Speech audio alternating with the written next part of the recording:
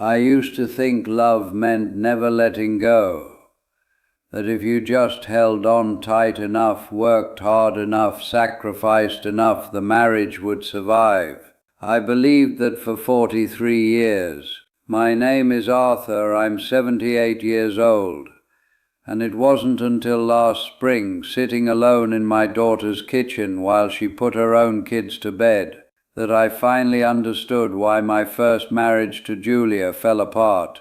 We met in 1964. I was 22, fresh out of college with her engineering degree, and exactly $73 in my checking account. Julia was a secretary at the firm where I got my first job. She had dark hair she wore pinned up, and she laughed at my jokes even when they weren't funny. 6 months later, I asked her to marry me in the parking lot after work because I couldn't wait another day. She said yes before I even finished the question. The first few years were good. We lived in a tiny apartment where the radiator clanged all night and the neighbor's cat would sneak in through a loose window screen.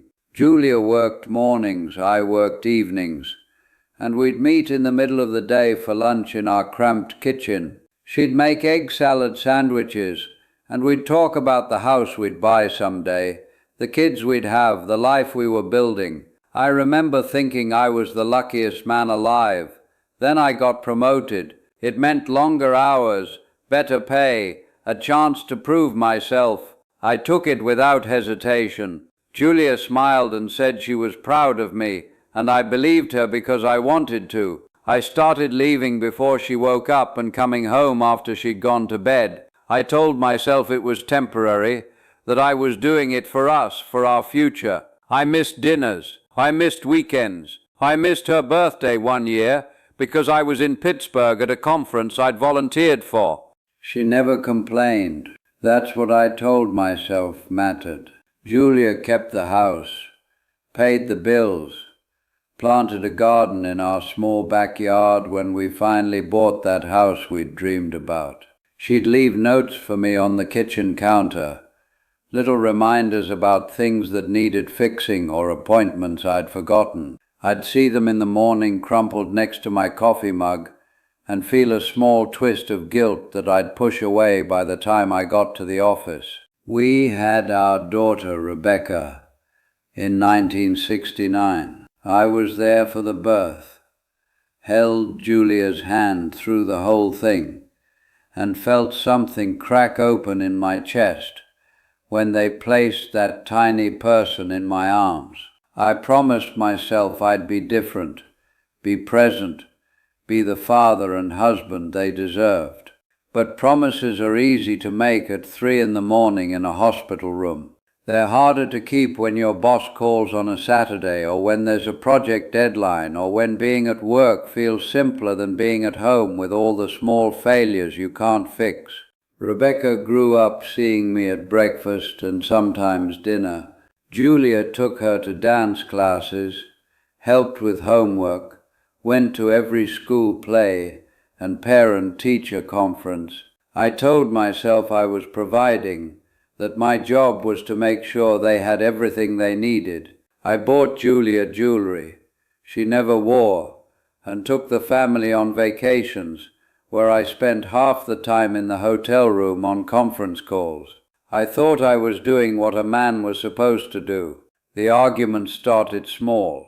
Julia asking if I could come home earlier on Thursdays because Rebecca had a recital. Me explaining why I couldn't, why this project mattered, why she didn't understand the pressure I was under. Her nodding, turning away, washing dishes with her back to me. The silence that would stretch between us for days.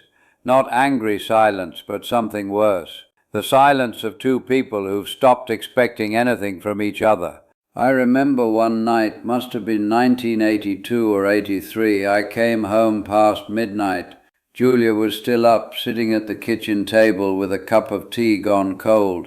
She looked at me and said, "Do you even like being here?" I was so tired, so wrung out from the day, and I said, "That's not fair." She just nodded, like I'd confirmed something she already knew, and went upstairs. I slept on the couch that night and told myself it was because I didn't want to wake her. But really, I didn't know how to lie next to someone I'd become a stranger to. We stopped touching somewhere along the way. Not dramatically, not after a fight or a betrayal. It just happened. I'd come to bed and she'd be facing the wall. I'd reach for her hand and she'd move it to brush hair from her face. We'd pass each other in the hallway, like roommates, polite and distant. I didn't notice it happening until it had already been years. Rebecca went to college in 1987. The day we dropped her off, Julia cried the whole drive home. I tried to comfort her, told her this was good, that Rebecca was growing up, that we should be proud. Julia looked at me with swollen eyes and said, "I know, that's not why I'm crying." I didn't ask what she meant. I was afraid of the answer. We lasted another 2 years. Julia asked for a divorce on a Tuesday evening in March. She was calm about it, almost businesslike. She'd already talked to a lawyer, already figured out the finances, already decided she was keeping the house. I was too shocked to argue. I kept asking what I'd done wrong, and she kept saying it wasn't about that. "You didn't do anything wrong, Arthur," she said. "That's the problem. You didn't do anything at all." I moved into an apartment across town.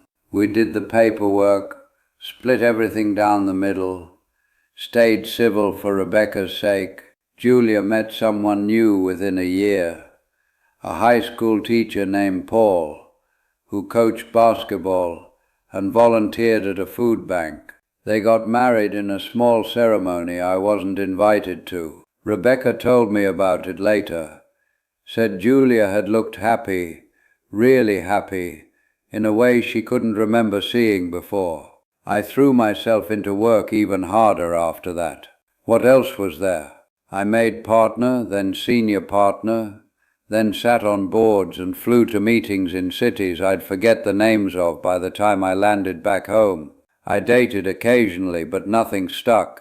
I told people I was married to my job, said it like a joke, but it was true in the saddest possible way.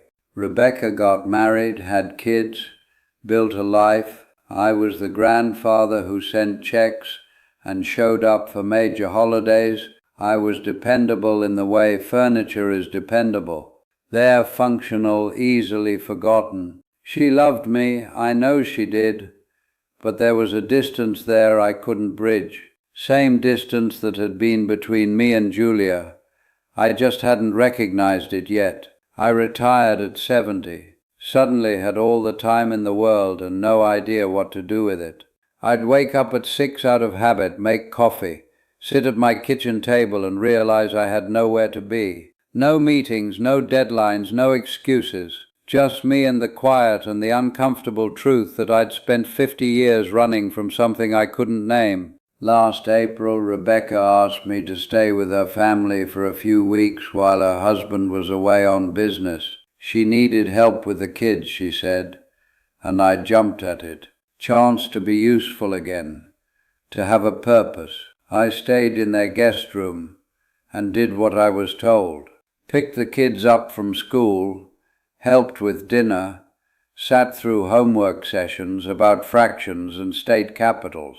One night, after the kids were in bed, Rebecca was cleaning up the kitchen and I was drying dishes. Out of nowhere she said, "Dad, can I ask you something?" I said, "Sure." She kept her eyes on the soapy water and said, "Did you love Mum? When you were married, I mean. Did you actually love her?" I opened my mouth to say of course I did, but she held up her hand. "I'm not asking if you thought you did. I'm asking if you knew her, if you knew what she cared about, what scared her, what she wanted out of life beyond being your wife." I stood there with a wet plate in my hands and couldn't answer, because the truth, the real truth, I'd been avoiding for decades, was that I didn't. I'd loved the idea of Julia, loved having a wife, a family, a life that looked right from the outside. But I'd never actually stopped long enough to see her as a whole person, separate from me, with her own dreams and fears and needs.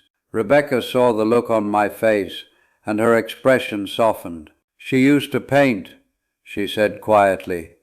"Did you know that? Before you got married, she painted. Watercolors, mostly. Landscapes. She stopped after I was born because there was no time, and you were never around to watch me, and she just let it go." She paused. "Paul built her a studio. It's in their garage. She paints almost every day now." I thought about all those years, all the times I came home to a clean house and a quiet wife, and thought everything was fine because there was no conflict, no drama, no obvious problems. I thought about the notes on the counter, the silent dinners, the way she'd stopped expecting me to show up, not because she didn't love me, but because she'd learned I wouldn't. Not for her, not in the ways that mattered. "I failed her," I said. Rebecca didn't argue. She just finished washing the last glass and said, "Yeah, Dad, you did. But not because you were cruel or unfaithful. You failed her because you thought showing up to the marriage meant coming home at night and paying the bills. You never understood that she needed a partner, not a provider." I went back to my apartment after those few weeks, and I've been thinking about it ever since, about all the ways I got it wrong. I worked so hard to build a life, to be successful, to give my family security. But I never once asked Julia what she actually wanted. Never asked what would make her happy beyond the house and the vacations and the jewelry she never wore. I assumed I knew. I assumed my job was to work and hers was to manage everything else. I thought that was what marriage was. Julia's 80 now. I see her sometimes at family gatherings. She's kind to me, friendly even, in the way you're friendly with someone you used to know well a long time ago. She talks about her paintings, about trips she and Paul take, about the book club she's in. She's vibrant in a way I never saw when we were married, and I realize now that's because I never looked. I was too busy, too focused on the next thing, too convinced that my way of loving was enough. If I could go back, I'd do it all differently. I'd come home for dinner. I'd ask about her day and actually listen to the answer. I'd notice when she was sad or lonely or disappearing into herself. I'd understand that a marriage isn't a project you complete or a box you check. It's a living thing that needs attention and presence and the willingness to see the person you're with as more than a role they play in your life. But I can't go back. I can only sit here, 78 years old, finally understanding what I should have known at 25. That love isn't about holding on tight. It's about paying attention. It's about showing up not just physically but emotionally. It's about seeing your partner as a whole person and asking every single day what they need and how you can meet them where they are. I failed Julia. I failed Rebecca. I failed myself by building a life so busy I never had to look at what I was losing. And the hardest part is knowing that they both turned out fine without me. Better even. Julia found someone who sees her. Rebecca learned from my mistakes. They didn't need me to be happy. They just needed me to be present. And I never was. So, if you're young and you're married or you're thinking about getting married, listen to an old man who got it wrong. Your career will not hold your hand when you're dying. Your accomplishments will not sit beside you in the quiet moments. The people you love will, but only if you love them the way they need to be loved, not the way you think they should be loved. Only if you're there, really there. I lost 43 years because I never learned that lesson. Don't make the same mistake I did.